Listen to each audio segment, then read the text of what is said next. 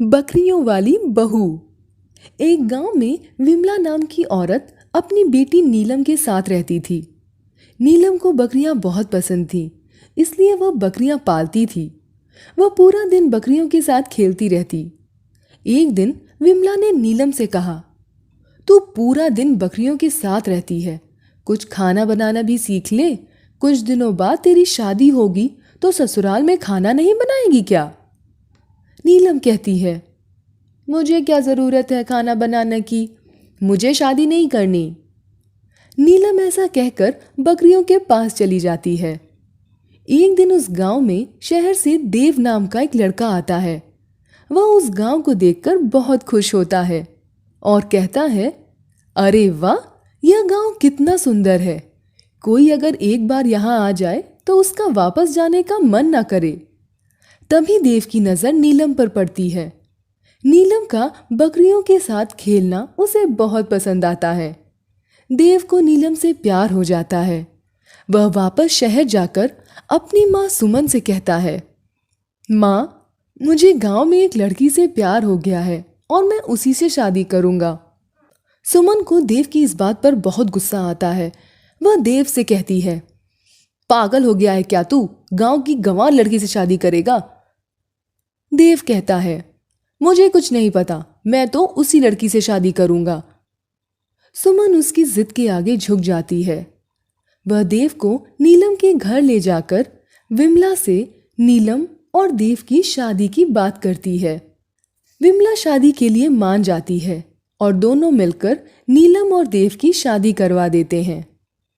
विमला नीलम को दहेज में 2 बकरियां देती है। नीलम उन्हें लेकर ससुराल चली जाती है। सुमन की कुछ सहेली नीलम की मुंह दिखाई के लिए आती हैं। वह नीलम को देखकर कहती हैं, सुमन, तेरी बहू तो बहुत सुंदर है, लेकिन दहेज में क्या लाई है?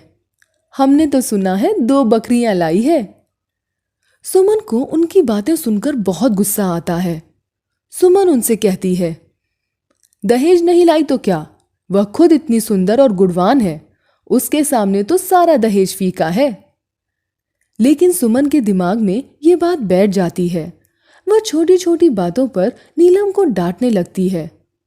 एक दिन सुबह सुबह चाय न मिलने पर वह नीलम पर तेजी से चिल्लाती है और कहती है, नीलम, अरे ओ नीलम, कहाँ मर गई तू? आज चाय भी नहीं बनी महारानी से, 8 बज गए हैं।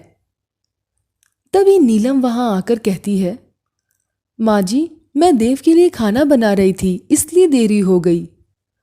सुमन कहती है, तुम्हारी तो आदत हो गई है बहाने बनाने की।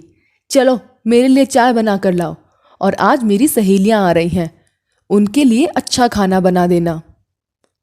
दोपहर में सुमन की सहेलियां घर पर आती हैं। सुमन नीलम को अपने पास बुलाती है।